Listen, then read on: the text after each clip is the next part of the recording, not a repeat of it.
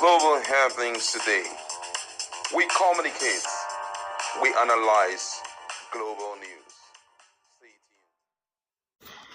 Hello, beautiful people. Welcome back to our channel. So, a few hours ago, Senator Natasha took this matter, the petition she raised in Nigerian Senate Red Chamber against Senator Godswill Akpabio, the Senate Speaker, the Senate President, and of course, all of that led to her suspension. A whole lot of things was discussed, but right now she took the matter to UN Interparliamentary Union, and they have decided to respond to the petition and allegation she brought before them. We're going to see the few video of what they said, but let me just quickly give you the highlights. And of course, back home in Nigeria, more allegations are coming against her, and the question now is, why are they bringing these allegations now? A lot of things are going to see the video also where the senator literally started bringing up a totally different matter against Natasha. In fact, insisting that that's one of the reasons why they suspended her. We are going to see all of that in a moment. Before we do that, kindly subscribe to our channel. Now, according to the news, the Interparliamentary Union IPU has promised to take steps as necessary after hearing from the Senate President Godswill Akpabio over the complaint brought before it by suspended Senator Natasha.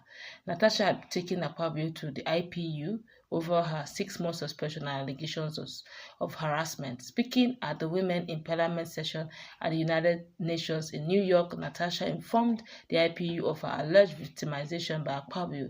In an emotional speech, Natasha called for the intervention of global democratic institutions, insisting that her suspension from Nigerian Senate was unlawful and an act of injustice against her. However, reacting to her complaint, the president of IPU, Tulia Axon, said the institution would also listen to Akpabio before it would be able to take further steps.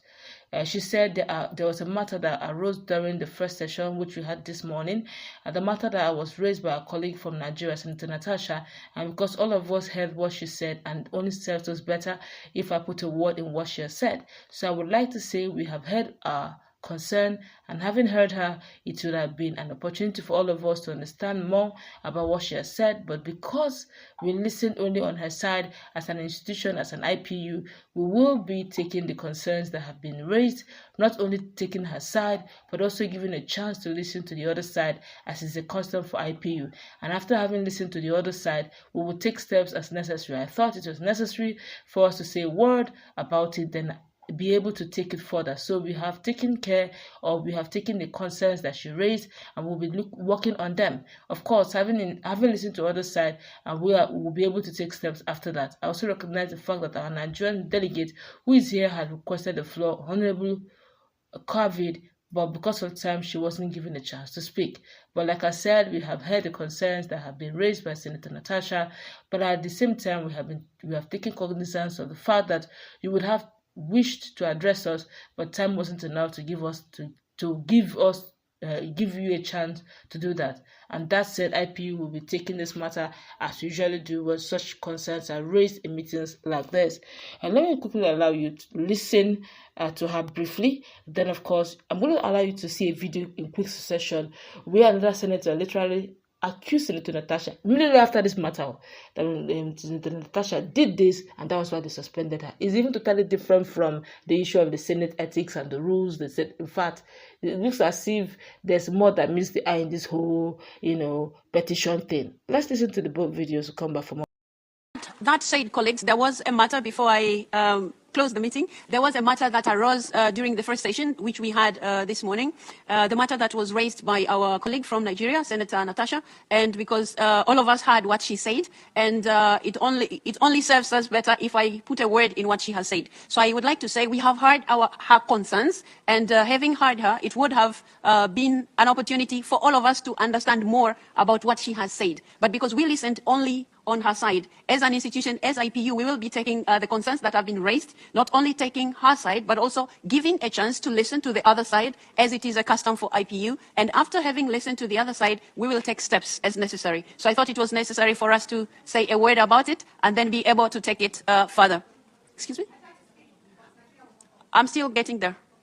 Thank you. So I thought I should let you members before we think because she said something different from what the contributions were. So we have taken care of we have taken the concerns that she raised, and we will be working on them, of course, having listened to the other side, and we will be able to take steps after that. I also recognize the fact that our Nigerian delegate who is here had requested the floor, Honorable Kafilat, but because of time, she wasn't given a chance to speak. But, like I said, we have heard the concerns that have been raised by Senator Natasha, but at the same time, we have taken cognizance of the fact that you would have wished to address us, but time wasn't enough to give you a chance to do that. And that said, IPU will be taking this matter as we usually do when such concerns are raised in meetings like this. So I thought members shouldn't go back home and feel like, yeah, Senator Natasha raised an...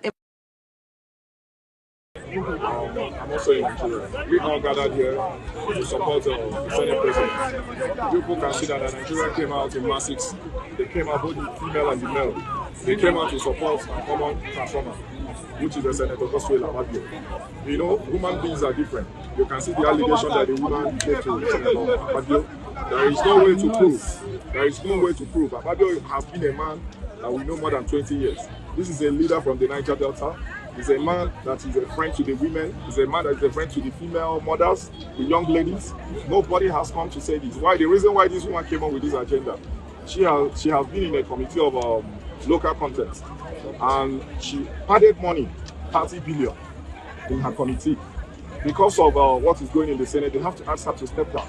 You can see there was a phone call she made that if I thought they would call her back to local content, the issue will just die. And she don't have any proof to come and say that Akpabio did this or coming to molest her. So Nigerians should sit and see the truth. They are now telling her to come and apologize, and she's still, you know, her egos is still much. She doesn't have anything to offer. Please, I'm addressing women. They should stay straight like mothers. They should not support this woman. If you have something to offer, come in public and say it out. You say you have your evidence. We are still waiting for you to bring your evidence to show Nigerians. And we, the Niger Delta people, we from the southeast, we from the south, we from the north, we from the middle belt, we from the north central, we are all supporting Akpabio.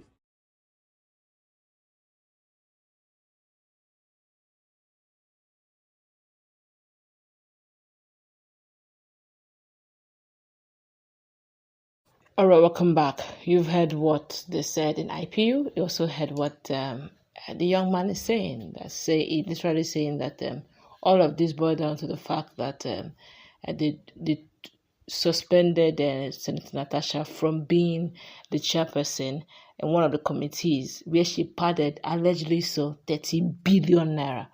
And ever since then, she has been getting all worked up and she's looking for a way to get her own pound of flesh. Hence, all of this. What's your take on this latest development and this latest accusation that is coming now of all times? Well, I'm so sure that all of this is politics, you know, because in Nigeria, one of the things that they do very well at a time like this, especially when they don't want the thing to fly more than it should, you see that a lot of things will start coming up. It's been, if you check Nigeria very well, especially the political terrain, you will notice something, that the more quiet you are, the more you will be saved. But anytime you stand up to speak against the current administration, EFCC will start coming up, you know. So right now, the party, I can assure you that if she did such a thing, you know, very soon EFCC will start, you know, going after her. But thank God she did not even, you know, touch the money. That was a mistake on their part, because if she had touched that money, that would have been a fresh crisis for her. But be that as it may, I think that we should try to wash our dirty linen at home. And washing our dirty linen at home goes a long way to show that we have all the required machinery for laundry. In other words, for her to stay beyond the boundary of Nigeria is a pointer to the fact that Nigerian judicial system and Nigerian legislative system is very corrupt. Because she's just trying to let them understand that it can't be fixed. And if you listen very well to her, during the period where she registered her displeasure and everything, she was like, they will come after me. She made a lot of statements, which, I mean, for me, it's really, it's uncalled for, but the situation has warranted it to happen that way. But I think that if really the government, they really care about Nigeria as a country, we should perfect the way we deal with people whenever there are crises. Because unfortunately, the fact that it was swept under the carpet and all of that, that made her to, escalate it to the international community. I mean, we've seen other countries of the world when things like this are, you wouldn't even hear it because the two parties will be treated, will be given, level ground treatment. All of them will be treated the way it should be. But unfortunately, in Nigeria, it didn't boil down. That's why she's crying and screaming and, inviting women to run around the street, to run 100 meters around the street, making unnecessary noise. For me, it's not important.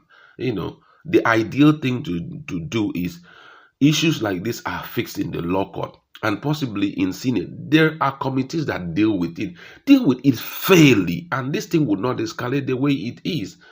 Maybe after dealing with it, you can look at her parting wahala, look at this one and handle it. But come on, for now, the issue ahead of us is that she came up with an allegation against the sitting Senate president. Handle it, and then let's move forward. That's just it. For me, coming up with that she parted, if we want to look at all the senators that are seated there, and we want to look at even this issue of parting at the national level, I'm talking about the national budget, how legislatures have been parting and all of that. I mean, we'll go extra mile. So possibly she saw how other people are doing their own. That's why she wanted to do her own, but maybe in billion, I don't know. But because it's still an assumption, she has not said anything about it. But be that as it may, I think that at this point, we should perfect our judicial system, our legislative system, such that people will have confidence in our judicial system. Because immediately that confidence is established, there will be no need to think of going extra mile. That woman is very exposed.